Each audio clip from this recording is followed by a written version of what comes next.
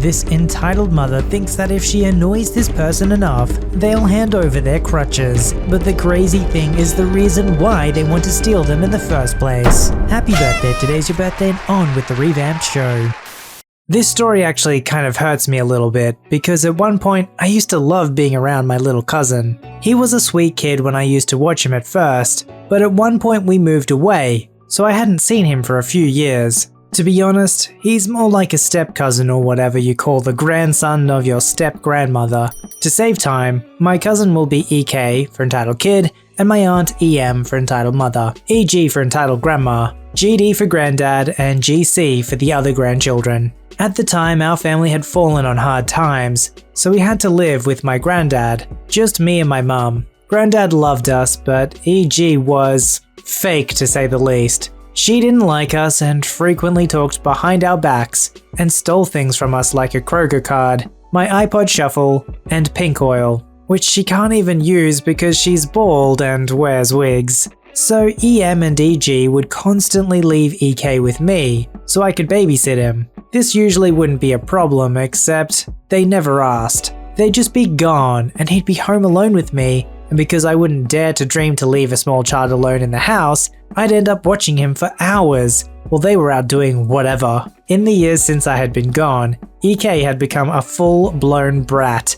He would kick in the door to me in my mother's room, try to eat our food and drinks without asking, and constantly remind us that this was EG's house and we weren't his mother, when we told him no. For the record, it was my granddad's house. It got to the point where we had to lock the door, at which he would just start banging on the door just to annoy us to try and get back in. My mother would constantly come home confused as to why I was watching EK, and I would have to explain to her that I didn't know where EM and EG went, and he was just here. EG would make a really big breakfast every morning, something I know for a fact she didn't do before we started living there, as even her grandkids around my age and older were confused by this. She would do this and never offer my mother and I any. We never ate any breakfast EG made, yet she expected us to wash the dishes and clean the kitchen that she purposely made a mess of. Initially, we did this just to keep her from hearing her annoying, sly remarks about the kitchen being a mess,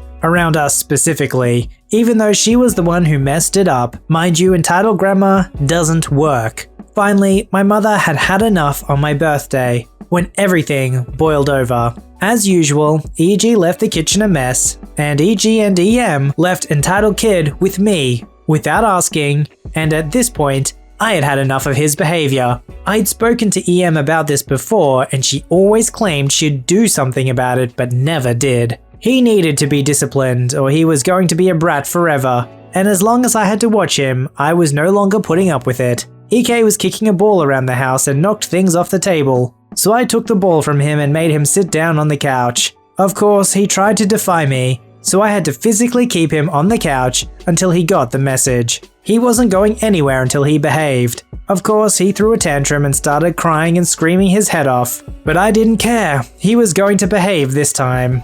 My mother and granddad came home to EK screaming his head off and asked what happened. I explained as usual, entitled mum and grandma left him alone with me without asking, and that he was misbehaving, so he was confined to the couch. My mother is livid because she had specifically told EG and EM and granddad that she was taking me out for my birthday, and they did this on purpose to ruin our plans and my birthday, as they had done with plans we made before with their BS. My mum puts up with a lot, but not when people are blatantly screwing with her children. Granddad makes EK go upstairs to his and EG's room and makes him take a nap, and my mother and I go out as planned. When we get back, EM and EG are just getting back from wherever they've been and are visibly upset I wasn't in the house watching EK, and start screaming at us about leaving their precious baby home alone and how I was irresponsible and selfish. My mum immediately shuts them down,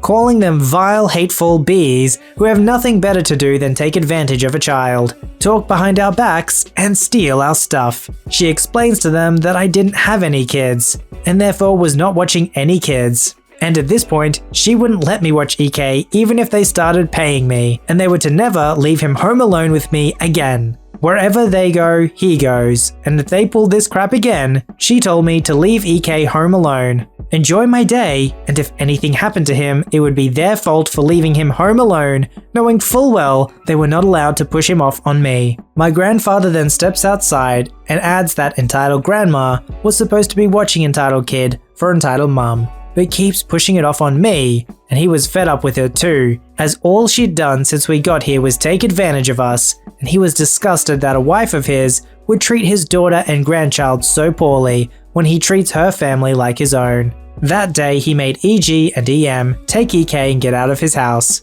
He divorced EG not long after that. I haven't heard from them, but I still keep in touch with her grandchildren, who were around my age as they were pretty cool and never liked her attitude towards us. They are still allowed to visit and spend time with Granddad, but EM and EG are not welcome to this day. As I am to understand, entitled grandma is living with entitled mum and driving her crazy. To start things off, I should explain why I needed my crutches. I was born with a couple different medical conditions, one of which caused my bones to be weak and another causing me to lose sight in one eye. After lots of treatment and therapy, I was strong enough to walk on my own with crutches, but I still needed assistance with some things. I'm A-OK now with the exception of my vision. This happened literally the day after I was discharged. I was 8 at the time. My family decided to take me on a week-long trip to a place about 3 hours from our home because it was very beautiful and not very crowded. So it was the perfect place to relax and get used to being outside. My mum had to leave for an emergency at her job the morning of our trip and took the car. This left me with my dad, figuring out the most efficient way to get there would be by bus. We got to the bus terminal really early and hung around for a bit. About an hour before our bus was to board, my dad asked if I needed to go to the restroom. Being a little kid, I said no, but we went anyway. Going to the restroom happened to be one of the tasks I needed help for, so my dad took me to the men's room. Upon seeing my crutches, nobody had any objections and understood what was going on. We were just about to enter the doorway when I was suddenly shoved on my blind side and fell into my dad. My dad helped me stand up and glared at who shoved me. It was a girl a bit taller than me, standing in front of a lady who was staring me and my dad down. She had a scowl on her face I will never forget. The following conversation went something like this. "Excuse me, why are you bringing a girl into the men's room? She should be in the woman's room." Well, she needs help as she is too weak to do some tasks on her own. "If she can't do something so simple, then send her to the hospital for them to take care of her." I was shocked and beginning to get angry at that comment. Instead of worrying about how I take care of my daughter, why don't you take care of your kid and teach her some basic manners and not to shove people? "Your kid could easily have dodged it, or is she just that weak that a tap sends her falling?" "She's unable to see well, and clearly is very weak, so..."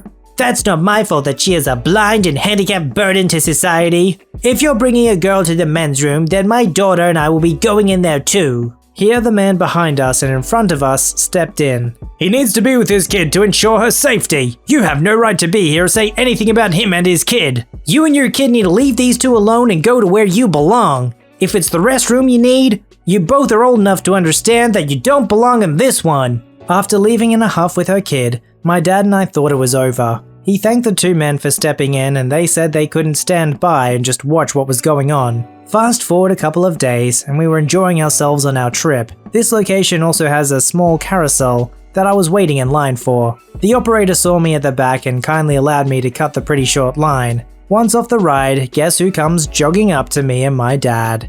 "Hi, I know we kind of got off to a rough start, but I hope it's all good now." My dad chose to ignore her. "Hey, come on, please hear me out. I saw your daughter got to cut the line and get on the carousel because of her crutches. Can you let my little girl borrow your crutches so she can cut the line too?" I was shocked and replied, "I need these to stand. I can't give them to you." "Did your parents ever teach you not to be selfish and to share? We will give them back, I promise." She tried to snatch them from under me before my dad stepped in front of me to block her. "After what you did to us last time? What gives you the right to even come near us again, let alone ask for the very thing you ridiculed my daughter for?" "Please, as a fellow parent, you should know how hard it is to give kids a happy life. Please, Linda." "Yes, I know that better than you, and you surely aren't applying that idea to my kid. Back off now. She tried to say something else, but the riot operator saw what was going on and called security. They escorted her and her child away, and that's the last I've seen of them. She calls her a burden on society, but we all know the real burden on society is entitled parents.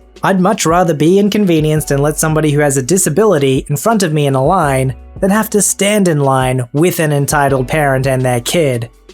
When I was around 13, my friend, my dog, Chocolate Lab plus Pit, important, and I went to my local park because they were hosting an event where they were giving out free ice cream. And who doesn't like free ice cream? When we got there, we noticed that there were hundreds of people in the park. We thought it was a better idea to split up. My friend go and wait in the line, while I waited in the open field with the dog. While waiting in the field with my dog, who was always on a leash, may I add, a little boy, probably 8, I don't know, walked up to me and asked to pet my dog. Hello, mister. Can I pet your puppy? Sure you can. His name is Rufus and he's very nice. Pet him softly on his ears or down his back. He likes that the most. Nice Kid was giggling the entire time during this, and I always love when people admire my dog. While petting Rufus, entitled parent walks up and sees what's going on and gets a face of absolute fear. He runs up to his kid and violently pulls him away from my dog, who wasn't really paying attention to what was happening at all, being the drama queen he is.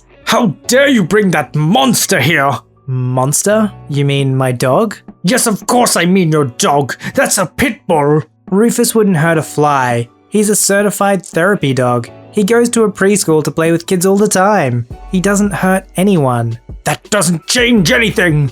Eventually it's going to follow its instincts and hurt someone. This struck a nerve in me. I get really mad when people say bad things about my dog because he is the best dog I've ever had, or probably ever will have. How dare you say that about my dog? Who gives you the right to call my dog a murderer? Pitbulls aren't violent. They're just trained to be that way. Rufus is the nicest dog I've ever met. And you walk up to me calling him a murderer and ruining your child's time petting a dog? You're too ignorant to know anything other than a stereotype of pit bulls than to actually let your child have a good time. Edie is kind of stunned having a preteen yelling at him. He scoffed and walks off with his kid. I was still steaming with anger when my friend returns with 2 cones of ice cream, and I explain what happened while he was gone. Obviously, my dog, being the good boy he is, attempted to cheer me up. I understand why Edie reacted the way he did. He probably just wanted to protect his child, but when he calls my dog a murderer, I lost all understanding and had to go off on him, the best my 13-year self could.